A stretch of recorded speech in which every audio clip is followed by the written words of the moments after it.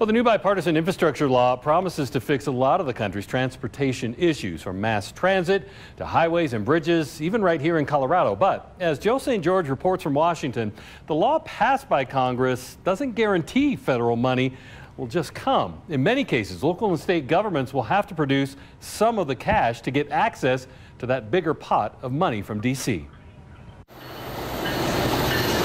At first glance, these may be some of the most picturesque train tracks in the entire country. And you may also think the trains that run here have no impact on your life. 1 in every 10 cars sold in the United States comes along this track. Well, Sharon Humphreys is here to tell you why you're wrong. She's a civil engineer in San Diego County, California, and says when she looks at these tracks, she doesn't see the beautiful Pacific Ocean. She sees a disaster waiting to happen. The ocean, the wave action, the rain is eroding the cliffs next to the track. Humphreys estimates the cliff is losing about 1 to 2 feet a year, and while they're currently stabilized and safe, the inevitable will happen. So we're going to be moving these tracks off of the bluff. You might think it's easy for local governments to just move these tracks. After all, these cliffs are posing a risk.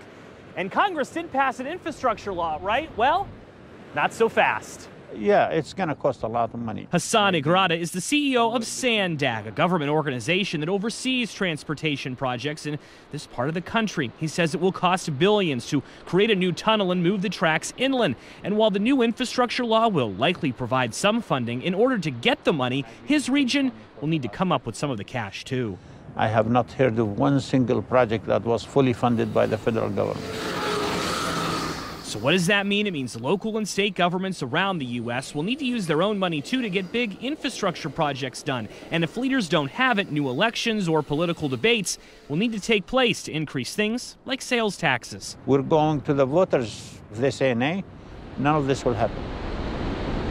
Everywhere in the country, though, there are critics of tax hikes. The voters have been deceived. Carl DeMeo with Reform California is the local critic here. He says voters nationwide aren't just going to give their local leaders a blank check without explaining where past tax hikes have gone. Transparency is needed. Hassan says big projects are needed.